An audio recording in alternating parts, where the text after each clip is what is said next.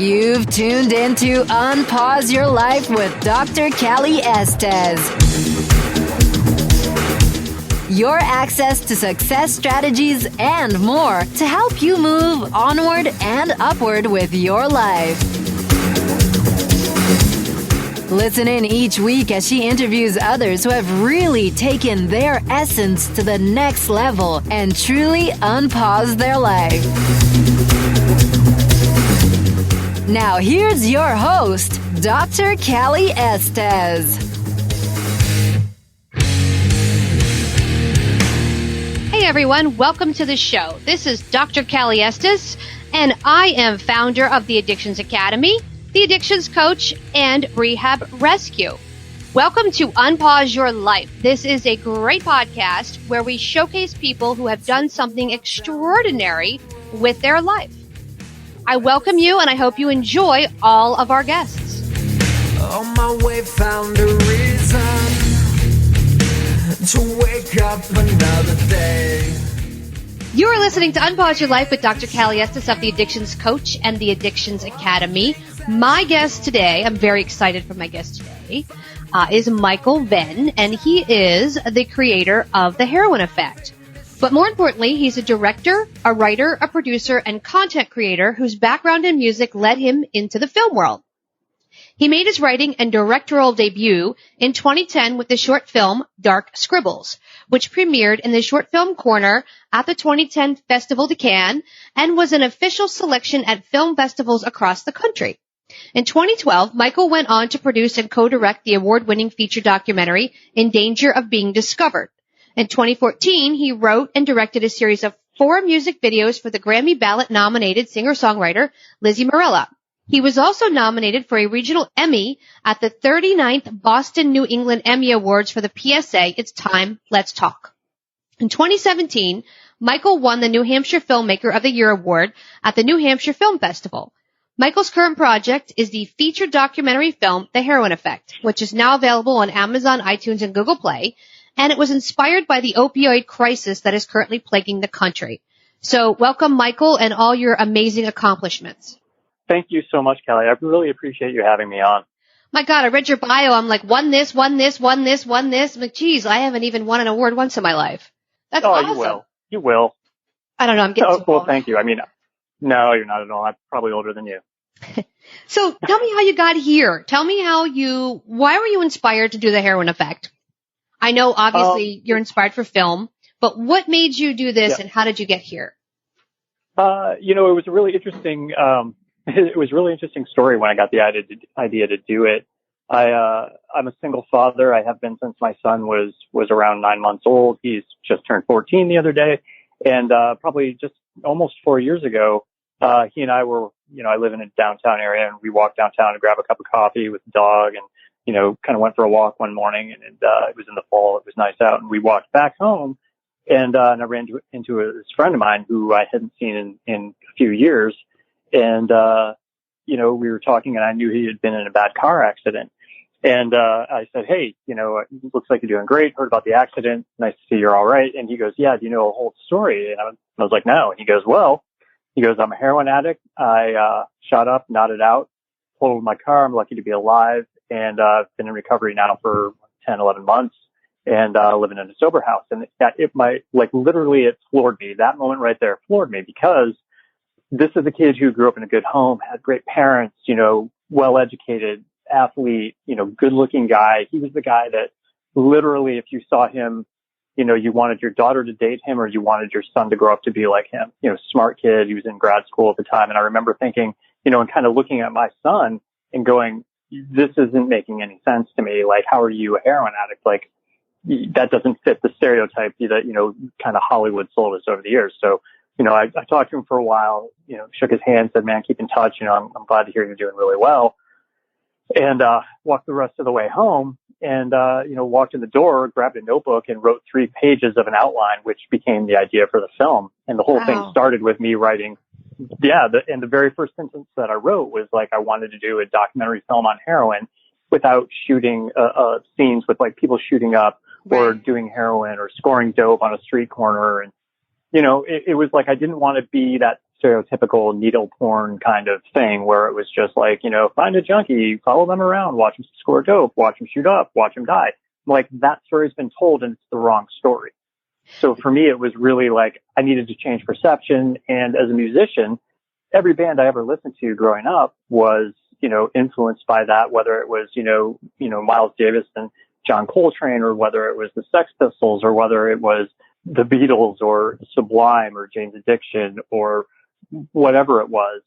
All those bands were affected by heroin. And, it was something that like, I needed to do something about it right then and there, and I couldn't stop myself from not doing it. So I, pretty much said, all right, cool, here's my next idea for a film. And, went out, started filming a couple of weeks later, and spent 3.5 years filming it. And at one point I thought I was done, and some storyline stuff changed, and went back out and kept going. And so now I'm just happy that it's available on iTunes and Google Play and Amazon, and that kind of the rest of the world can see it. And I hope I did a service that was to really help change the shame and the stigma and the way that addiction is looked at in this country, because the opiate crisis is out there, and, we're losing a generation. And over the past year, I lost 3 friends, one of whom happened to be the kid who influenced, gave me the idea to use the film and, to do the film. And then, 2 of the other ones, one of them was an attorney and the other one was a musician friend of mine. So it affects everybody, I think, and especially here where I live. I've been in this 25 years, been doing this. This is all I do, addiction space. So I watched the film last night, and that's the first thing I noticed was it's not, look how bad this is. It was stories of hope, stories of people that conquered it, which we don't have a whole lot of, which I think was a really nice take on it, because every film we have, every documentary have, it's like, look how bad this is, but there's no solution. There's no hope. Right. And I watched the film and I'm like, wow, this is a really good take on, hey, you can recover. Hey, you can have a full life. These are things you can do, right? I think you had one girl on there opening up a treatment center. It was like, wow, these things that she's doing from, years ago, she was a heroin addict, and now look how far she's come. I think it's just a different take, and I really like that spin on it. Have you gotten any pushback from the addiction community, or have you gotten accolades? What kind of feedback are you getting? So far, the majority of the feedback that I've gotten has been accolades. It's been really good. I think, portraying it the way I did. I mean, like I said, the best thing to do, especially during this crisis, is focus on a solution, focus on, the positive, try to offer the fact that there is hope and that people do recover and they can go on and do amazing things. Eric Spofford, who's in the film, you hear his story and he was like, you can find an heroin addict as bad as I was. You're not going to find anybody worse. And this is a guy who, overdosed 5 times, came back, and now he owns the largest treatment facility here in New Hampshire called Granite Recovery Centers. And, he's doing amazing things and impactful things. And, when I started doing the research for the film, and his name kept coming up, so I reached out to him and was fortunate enough to film him very early on. And when he started getting into the treatment industry from just a sober living facility that he had done prior to that, one of the other things that I got turned on to was Dr. Bruce Alexander's work via the book Chasing the Scream, which is about dislocation theory, and it was a book by Johann Hari that was on the New York Times bestseller list, and he had done a really famous TED Talk about taking a look at everything that we know about addiction. And it really embraced Bruce Alexander's dislocation theory of addiction and the Rat Park experiment that he had done. And, and it was one of those things where it was like, at this point I was sick of hearing and seeing stories about, just another overdose, and seeing, what was it, the HBO Cape Cod documentary, which I've actually never watched because I was doing a film on heroin and I didn't want to be influenced by it one way or another. It was one of those things where I was like, I wanted to show something that I hadn't seen in movies or television or anything like that, where, I tried to let's get out of this and let's focus on the people and let them tell their stories in their own words.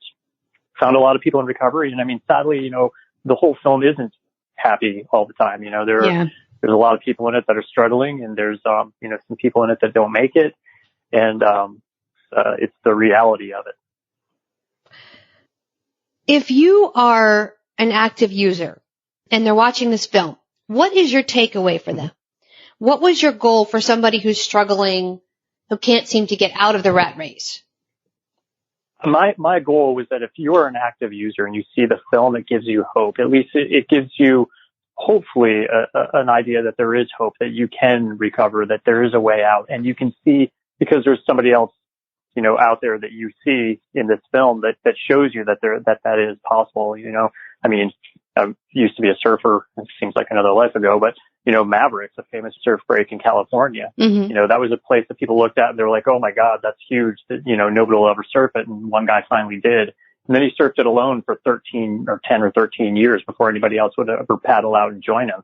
You know, now it's a huge thing. They made a movie about it, about him, and they have surf contests there and all that stuff. But it wasn't until somebody showed, yeah, you know what, this is possible, that anybody else went and did it. So kind of using that surf analogy for this documentary film, you know, if you show somebody who's struggling with their addiction that there is hope, that people do recover and they go on to do amazing things and impact other people's lives and, you know, help other people into recovery, then, I mean, it shows that anything's possible. And when a lot of people that I know that are in recovery, they all work, you know, kind of in that field, trying to help other people find recovery and out of their addiction. That's awesome. Now, do you have other projects in the works coming out, or what is your next thing? My next thing, it's kind of been a joke with this because, you know, before when I thought this was done, I was like, okay, great, I'm going to go on. And I was like, I'm just going to do something totally different than what I've ever done. I'll do a horror film just because that'll be fun and, you know, whatever. And then all of a sudden some stuff changed with some of the characters, or the people that are in the heroin effect. And I was like, okay, I have to go back out and I have to film their families because, you know, somebody passed away and I wanted to make sure that storyline came, you know, was given a chance to tell the whole story. Or, you know, there was a woman who's in the film who, you know, I filmed her and she was great. And then she like dropped off the face of the earth. Like I couldn't find her and I didn't hear anything about her. And, you know, I kind of wondered. And then all of a sudden she popped back up and reached out to me and I was like, okay. And I went and filmed her in the treatment center that she was at. And then I went and filmed her in prison that she was at. I liked her piece the best, to be honest with you, because it was so real. Like that's, you know, what I deal with clients is exactly that. Here they are, they're doing the right thing. They're doing what they're supposed to be doing and bam, there's an old warrant and they're in jail.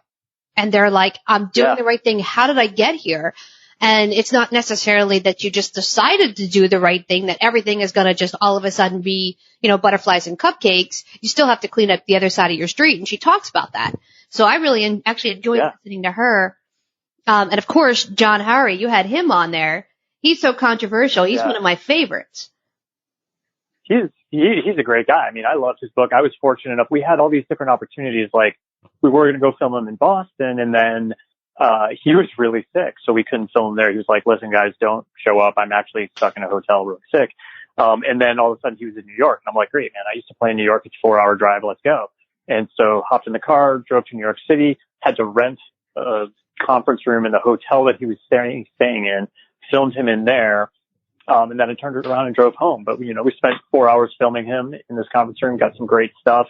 He's extremely empathetic and he's just a really knowledgeable guy. And he really embraces Dr. Bruce Alexander's dislocation theory in the rat park, you know, experiment and everything like that. So it was a wonderful way to kind of highlight that stuff and really have like an expert who, you know, he wrote this great book and who is really knowledgeable about addiction and addiction, you know, treatment and how we look at it as a society.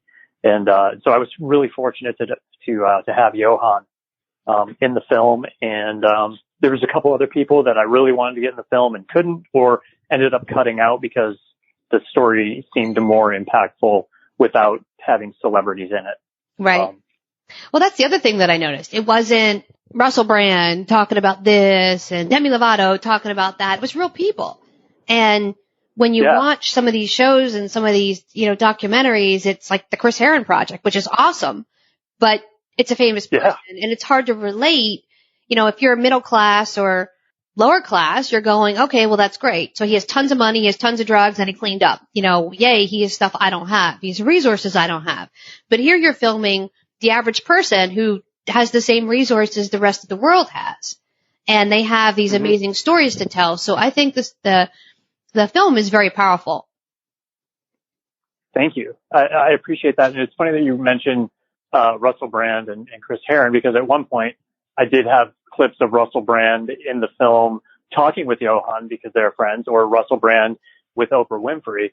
And at one point, a friend of mine, an LA filmmaker friend of mine, was just like, listen, dude, you need to take that out of the film because it takes you out of the story. You're telling these people's stories, and then all of a sudden you're like, oh my God, look, it's Oprah. Oh my God, it's Russell. And it takes you out of it, where, you really need to be engrossed in these characters and these lives that you're just being introduced to. And I totally agreed with it. And I was like, thank you for the honest feedback. And then, Chris Heron is an amazing story. He used to play for the Boston Celtics, and there's a great documentary about him called Unguarded that ESPN 30 for 30 did. And in his story, I know for a fact, in the film, Sandy, who's in the film, the one who opened up the treatment center that's kind of highlighted throughout the film, she went to a high school gymnasium where he gave the whole talk about his story, and she burst out into tears. And that was the moment where she was like, I don't want to be anonymous about my recovery anymore. Like, I want to tell the world, and I want to get involved in this. And so, I was in the process of reaching out to him, and again, didn't want to have him in the film because this was about these people that weren't famous. And I think that helps, anybody who's suffering with addiction or struggling and they need to find recovery. I think it is, like you said, really helpful when you're like everyday people, not celebrities. Yeah. And I think that's what makes the film stand out, because there's all these other films. It always has one endorsement celebrity. It's like, oh yeah, I endorse this film, or I'm in this film, or it's my story. But the reality is we don't have, a lot of common stories that are told in such a great way that it's hope, hope, hope, hope, hope. This is what you can accomplish. This is what you can do. I mean, the gentleman in his front yard talking about how many times he shot up and now he's got a treatment center, and it's like, wow, and he's got kids running around. He's like, these are my kids. This is my house. These are things I've built. So somebody in active addiction going, I'm never going to get there, it makes them feel like it's possible. So I think that's awesome. Now, how can our listeners find the film? How can they download it? How can they access it? The easiest way right now is we have distribution online via iTunes, Google Play, and Amazon. So you can get it, in all three of those locations online. And, and if you forget those or whatever, you can check out theheroineffect.com. It's got links to all the places where you can download it and watch the film. And hopefully, we'll get it picked up, on a wider scale. And who knows? I mean, I've been talking to somebody about doing some theatrical things, in Austin, Chicago, San Francisco, LA. So just getting it out there and partnering with some various organizations out there. I mean, that won't be until next year, but just, for me as a filmmaker, it's really just getting people to watch your film and hopefully having a positive impact and helping to change perception. And, in a lot of ways, I made the film for people that, aren't struggling with addiction, but don't understand it. And so, there's those people that always comment that, oh, it's just another overdose and, let them die. And that's their choice. As a filmmaker, you want to kind of touch those people too and have them go, oh, wait a minute, man, maybe this isn't the choice that you think it is. You kind of have no choice when you're an addict. And for this whole thing to change and for us to look at it differently and as a society make, strides in the right direction where we can really impact, recovery and kind of ending this current opiate epidemic. I think it's going to take those people's minds being changed that are kind of those naysayers and have them look at this a little bit differently, because when they see that it's their neighbor, their kindergarten teacher, their friend, their family member, their loved one, I think all of a sudden then it puts it into a new perspective, and then we're kind of able as a society to make changes that we need to make. Right. That's awesome. So we're going to put all those links up that I have that you sent me for everybody so that they can reach the film, they can reach you and see everything and see what you're working on. And I think that's amazing. Thank you so much. I really appreciate you getting in touch with me and allowing me to do this with you, because I think, again, it's just it's going to help get it out there, and I really appreciate that. And I actually have one question for you, but what did you think of the Daniel in the film who kind of kept his heroin diary on his cell phone and spoke directly to... Yeah, that... I don't want to say triggered me, but that reminded me of my husband, because I wrote a book called I Married a Junkie. My husband was fairly clean when we met, but it wasn't for heroin. It was coke. And he got hooked on heroin. And I was watching that and I'm like, oh my God, this reminds me of my husband's addiction. So it was triggering for me in that sense that it was like, wow. But at the same time, it was like sobering in a sense of like, we don't want to go back to that direction. So it's kind of neat. It was neat the way you had that through out there. And at the same time, the sides of hope of this is what you can achieve versus what you are. Thank you.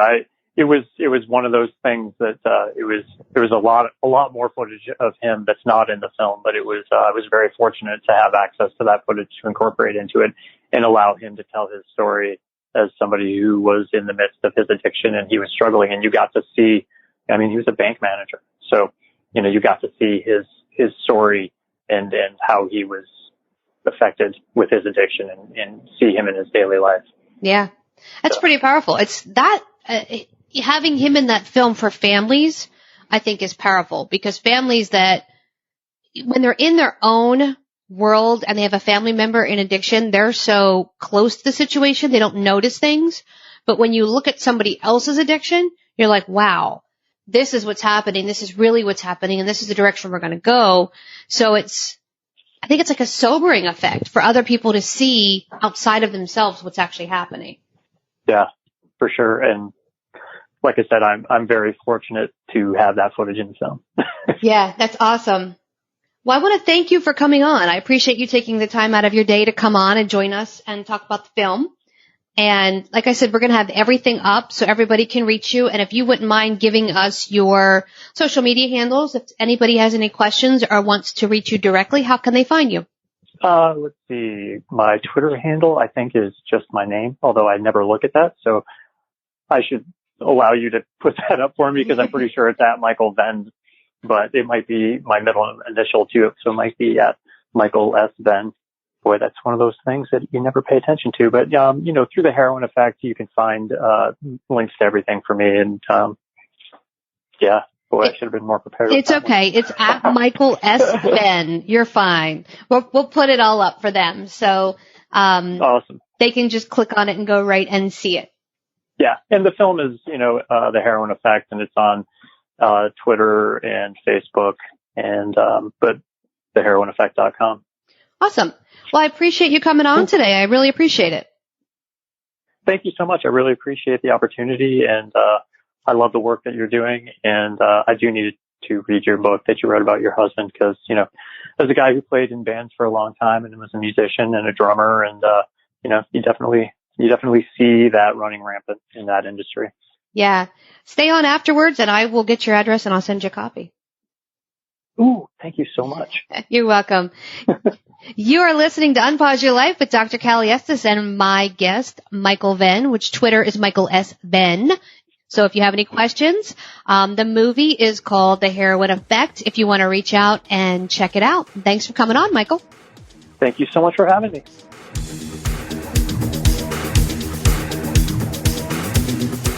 Hey, everyone. Thanks again for listening. I really hope you enjoyed the show today.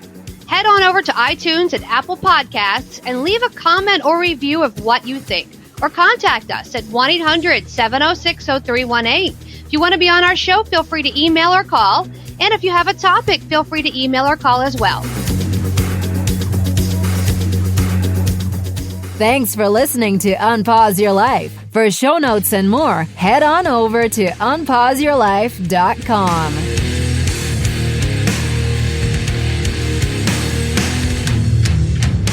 Big shout out to recoveryinnovators.com for help producing this show. Thank you, guys. I took a walk down the long road where they said that I shouldn't go. On my way found a reason to wake up another day.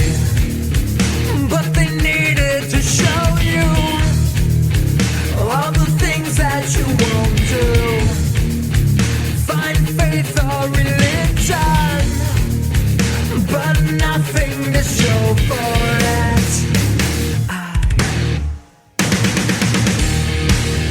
No need to escape in love with my pain.